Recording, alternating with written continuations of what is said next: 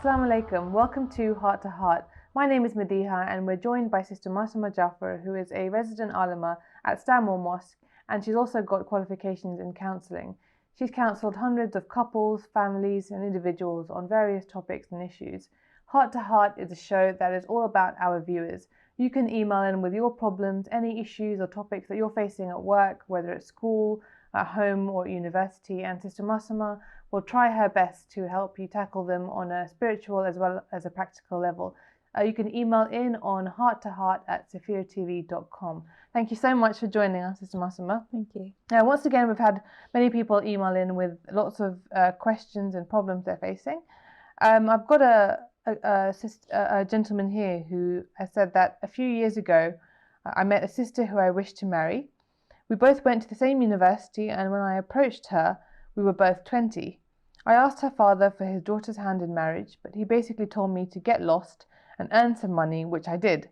I now have a successful business, and when I went back to her father with a proposal, he still said I wasn't good enough. It's to do with the fact that his daughter is in medical school and I am but a lowly business owner. Words have not been invented yet to describe how crushed I am. How many more hoops does he want me to jump through until I am good enough? It's really sad. Wow. Yeah. Really sad. Okay. I think this. Okay. Well, let's break it down. Mhm. So he approached her when they were at the same university. Obviously, they were doing different courses at the university because she's a medical student. Yeah. He obviously finished his course Yeah. and then went on to Be a business owner. business owner. So he approached her at 20, and then he went to talk to her father, which was a beautiful way of doing it, the right way to do it.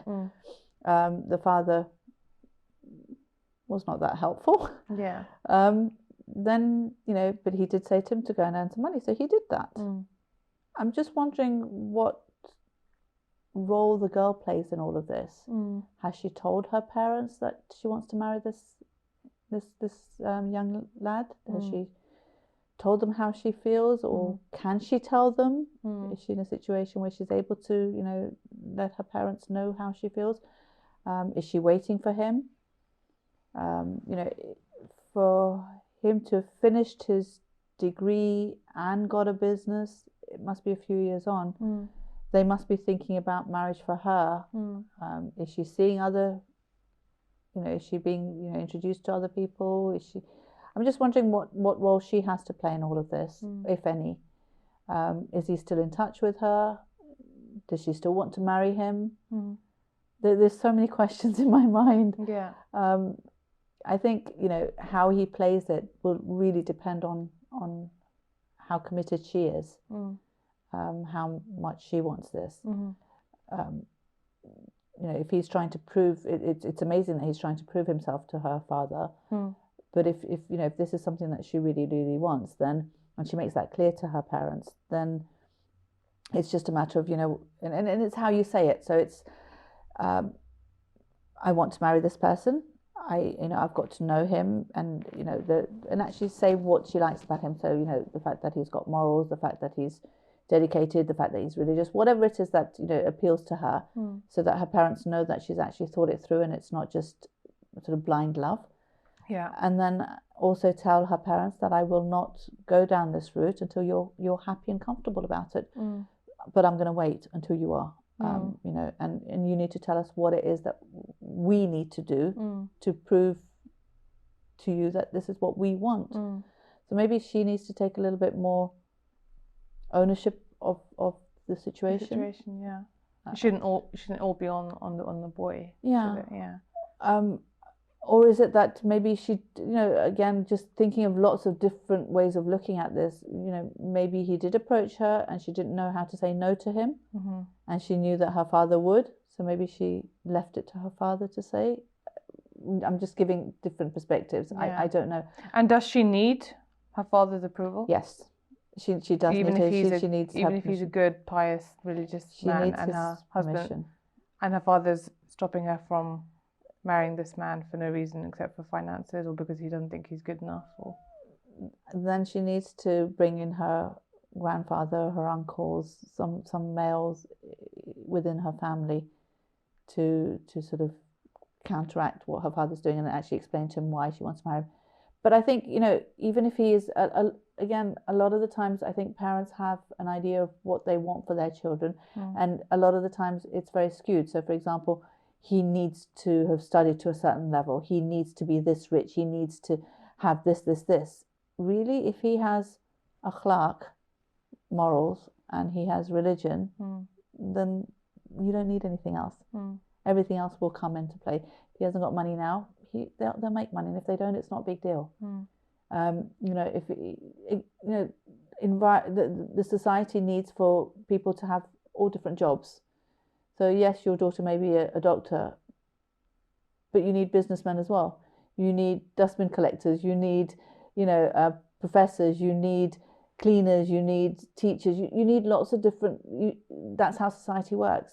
So to look down on a halal earning is wrong. Yeah. You know, the fact that he's actually earning is what they should be looking at. And risk comes from Allah. You know, if he's trying and he's showing he's trying, that should be enough. So I think rather than him just trying, I think she needs to play a part in it. I think it's important that she talks to her parents, even if it's difficult, because if she shows them that this is what she wants, then they might sort of take a step back and think, oh, yeah. You know? I think often in our communities we don't feel like we can speak to our parents about issues and topics like this. But if you're at an age where you can or want to get married, then you are an adult and you should be able to have those mature conversations with your parents as well. You have to, and also it's like, you know, she needs to support him as well, because if he's doing all of this for her, to prove you know, himself to her father, it's quite sweet, really, isn't it? Yeah, it's really sweet, and therefore she needs to then, you know, come out of her comfort zone and actually say, and it's not being disrespectful, it's actually saying, look, Dad, you know, this is the guy I want to marry, and this is the reasons why I want to marry him. Because again, if you can explain your reasons, then your parents are more willing to listen. If it's just, you know, what they're worried about is you've just fallen for this guy and you're really not looking at anything else. Yeah. And that's what they're worried about. Yeah, because at the end of the day, they probably just want her happiness and the best for her. Exactly. So, and they're seeing that as, you know, someone who is maybe as qualified as her, but that's not important to her. And she's the one who's got to live her life and live with this person for the rest of her life. So, you know, if she can explain that to them, you know, yes, this may be important in your eyes, but it's really not important in my eyes. You know, I respect him, and you know, I know he can take care of me, and you know, the fact that he's got, you know, if he's got, you know, if she can say to them that he's got religion, he's got morals, get to know him, and the fact that I'm not going to marry anyone else except him, but I won't marry him until you're happy about it. Yeah. So making them realize that they really have no choice. Yeah. But at the same time, she won't disrespect them, and she won't do it when they're not happy about it. Yeah. So showing them that respect, but at the same time, showing them that, you know, it is her choice, but you know, but there is that, you know, that concept of the father's permission is there because, you know, you don't want the girl to be fooled. So if, again, from the father's perspective, if he can see something in this boy that is going to be something that's quite detrimental or that's dangerous or that's, you know, that's going to be harmful for the daughter, then he can point that out to her, and maybe make her see him in a different light that she's not seen him in, and then she can turn, you know, she may turn around and say, oh, okay, I don't want to marry him, and so let the guy know. I think, you know, those conversations need to have to be had. Yeah, I think a lot of your answers often come back to the fact that people need to have open conversations, and that's what's really important, I think. And I think you're absolutely right about that. It is. Thank it is you for all to that. do with communication. Yeah, no, absolutely. Thanks for that. I think I'm going to move on to the next question. It's quite an interesting one. This person said that I hope it's okay that I write to you, as I am not a Muslim, but I am in fact a Hindu. The thing is, I've met this wonderful lady who is a Shia Muslim, and I've really fallen for her. But as a Hindu, how can I approach her for marriage? Are Muslim women allowed to marry outside of their faith? Simple answer, no. Okay. As a Muslim woman, you can only marry a Muslim man. So he has the option to revert and become a Muslim. But he needs to do it because he truly believes Islam is the right religion, and not do it for her. Because if he does it for her, then it won't work out, because his expectations will be from her. He will never, well, not never, he will not have the passion towards Islam that is required. That is, that makes you realize how lucky you are to be a Muslim. So he needs to research into Islam. He needs to also find out if she feels the same way about him. Yeah. Because, he's mentioned that he's fallen for her. Has she fallen for him? Has he had, these conversations with her? Has he told her how he feels, and that, he's thinking of marriage? And how does she feel? Even if he reverts, would she be comfortable marrying him? There's a whole load of culture issues that come into it as well. Her parents, would they be comfortable with her marrying, someone who wasn't born a Muslim, or who's, a revert? So, all of these things will come into it. It just says she's a Shia Muslim, so we don't know what culture she was born into, and how strong that culture is within herself and within her family. Would he be comfortable with that as well? There are so many things that are there, but if he's looking into a long-term relationship, into marrying her, then he needs to revert. That it's not going to happen otherwise.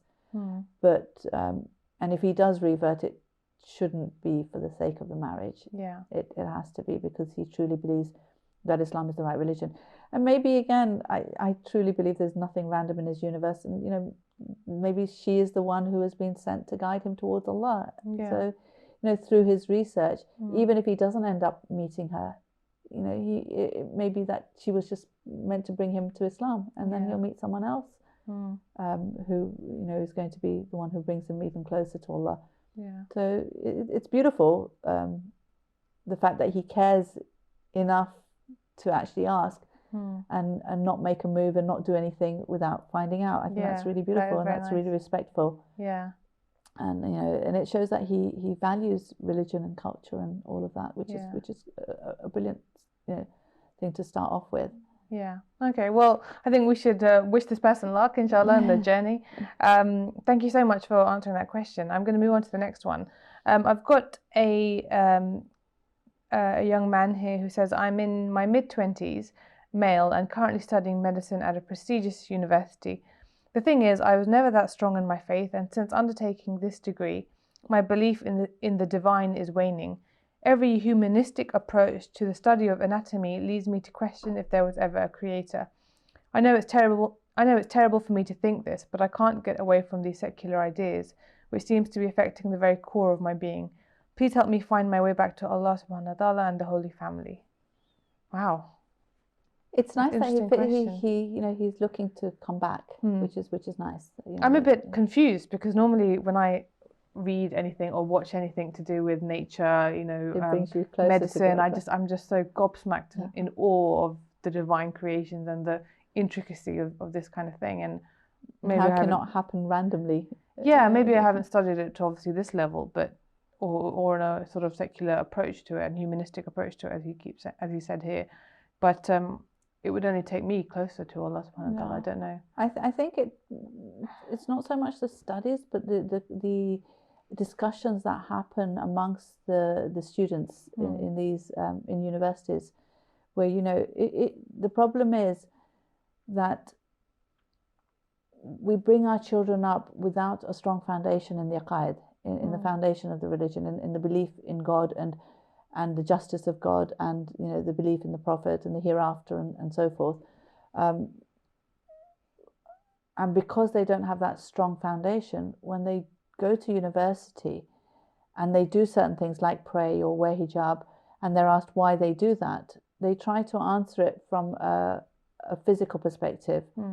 So, I wear hijab because, I pray so that I can have a connection with my Creator. So why do you pray in Arabic when you don't even speak Arabic? You don't understand Arabic. And and they'll come up with something like, it's for the sake of unity, but you're praying on your own here. So why can't you speak to God, in your own language? Yeah. Or, they'll come up with something like, but why do you have to pray at a specific time? Why not pray to Him when you feel like praying to Him? Yeah. And if your understanding of the foundation isn't there, and you're not able to answer these questions, you start questioning yourself, and you start thinking to yourself, why does it have to be like this? Why do I have to pray when I don't feel like it? Why shouldn't I pray when I feel like it? Why should it be words that I don't understand, why shouldn't it be, and all these questions come into your mind, and you start then experimenting, and you start maybe doing these things, and you think, oh yeah, this works better. And slowly you start moving away from what has been prescribed within Islam to do. Now the problem is not Islam, the problem is your understanding of Islam, and the problem is your understanding of the foundations. And if you understood that it's not, it's not about the concept of God's told you to do this because he requires it, or God's just said, you know what, do it the way you want. It's about, Islam itself means submission. So what God wants is this total submission to his will, where you really have no say whatsoever in anything in your life at all. Everything is dictated by God. And when you can submit in that way that you literally become like a slave, then you actually see the rewards of that. It's like, what we say Ashhadu anna Muhammadan abduhu wa rasul. I bear witness that Muhammad is the slave of Allah and the messenger of Allah, the prophet of Allah. It is only when he became the slave that he was brought up by God to become his messenger. If he could not be his slave, then he could not have earned the right to be his messenger. So to be a slave to a human being is very demeaning. It breaks you. But to be a slave to the Creator would actually make you reach heights that you could never imagine. So if I can only understand that if I truly understand the Creator to the best of my knowledge, if I have a relationship with the Creator, if I understand the whole concept of justice. A lot of questions come up about the problem of evil. If God is the most loving, and he is the most merciful, and he is and he has all power, he's the omnipotent, he's the omniscient, and all of this, and yet he allows evil to be around. So if you haven't got your foundation and your faith secure. But it seems to me like this person's saying that it's the actual study of anatomy that's which doesn't make sense to me. So that's what I'm saying. I don't know whether he's putting it down to the studying of or being around the people that he's studying with. And he's not, because like you said, when you're studying the human body or nature or anything that is created by God, it only brings you closer to him. It makes you ask more questions. Exactly. It baffles it's like, you. How can I mean, you think about it, the way that the body works, how can there not be someone who has designed that? If well, maybe it's a matter of the fact that it's so complicated, and it makes you wonder how a being could make it come into existence. But wouldn't if you look back into history, and a person there, if they were told that we could do heart transplants now, there would be no way. It's like, so that I think we know that our knowledge is constantly progressing, and we are getting, so why can there not be knowledge itself, which is the Creator himself? So I don't think I don't think it's coming from that perspective, but I don't understand how, when you look at the intricacies of the human body, how you can believe it can just happen by itself. It doesn't make sense at all. It doesn't. I mean, I think one of the things that made me sort of really, really come close to God is when I held my first child in my hands, and I was like, how can you not believe in a Creator when you see how a baby is formed, and how it and how God creates it, and how it comes from the mother and the father. It's just there are no words for it. The science is just so obvious. It's it's like William Paley's watch theory, where he says, if you see a watch in the desert, that there is a watchmaker. It just didn't just appear. It makes no sense for it to appear, because it's not normal for it to just appear like that, something as intricate as a watch, and the way it works and things. So when you see the human body and the intricacies of the human body, how can you not believe in a Creator? So that's why I'm saying I don't know whether it's the studies that is, although he's putting it down to the studies, I'd like to talk to him and ask him, what part is it that he's making him turn away from God and look at it more from a humanistic approach? I think he said that I can't seem to get away from the secular ideas. So it might be, as you said, the discussions that he's having, the sort of scientific approach that people are taking, to evolution, etc., that goes against the Islamic teaching of evolution. The whole concept of evolution, in a certain extent, is there. Yeah. The concept of the Big Bang again is there. Yeah. I mean, in Islam, we don't sort of say no to everything that science has come up with. We actually agree with it, but we say there is a creator behind it. So yes, there was a big explosion. Yeah. So yes, we agree there was a big bang. Instigator, yeah. But there was someone who instigated it, who is Allah. So Islam actually works really well with science. Yeah, I think that's what I'm saying. I think people being able to marry the two, that science can come hand in hand with the religion, and actually you'll find that a lot of our prophets and Ahlul Bayt came up with a lot of the concepts that we are studying these days, and a lot of the historians have also done that. Yeah, and looking at the Holy Quran as well. And again, if he's obviously he's very much an intellectual. So looking at the Holy Quran in a little bit more depth, knowing that this is something that even if you take the ideas of the non-Muslims who say it was written by the Holy Prophet, it was not sent by God. For a man to write the concepts that have been discussed in the Holy Quran about the fetus and things like that would make you think, wow, there's no way that could be written by a man.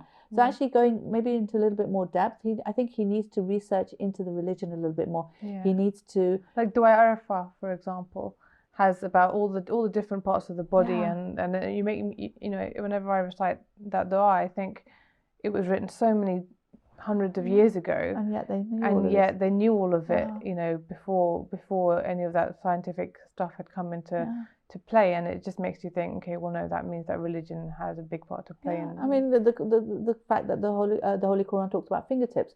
It's only recently we've heard about how fingertips are individual to each, unique to each person. Yeah. That's only recently been discovered. Whereas the Holy Quran actually talks about the fact that when God resurrects us, He's going to resurrect us to our fingertips. Oh, I didn't think I knew that. Okay. So wow. It's showing that each one of us will be as individual as we were then. It's not it's not something that's just going to resurrect everyone and everyone's going to be the same. Yeah. So it's showing that we are very, very unique, and it's all mentioned in the Holy Quran. It's so beautifully mentioned. Yeah. So maybe he needs to, actually proactively look at the Holy Quran, and look at the tafsirs of the Holy Quran.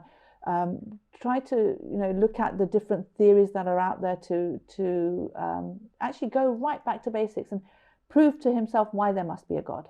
I think actually I have a book. I'm going to need to wrap up quickly because I'm coming to the end of the show. But I think I have a book about medicine and Islam. And I think there are many books out there that are similar to that title, which probably has both of what he's looking for. So maybe that's an idea. But even going back to basics and actually sort of thinking, okay, why must there be a creator? Yeah. What does that create? Why must there be one creator? Yeah. So looking at all of that, and again, there's been lots of books written, by different people on these topics. So I think he needs to use his intellectual power to actually research these things as well. Okay, thank you so much. That's something I'm going to do myself as well later today. But thank you so much for joining us once again. We've actually come to the end of our show, so thank you to our viewers once again for tuning in. You can email in with any questions you've got for Sister Masuma on hearttoheart@safiratv.com. Thank you once again. Assalamu alaikum.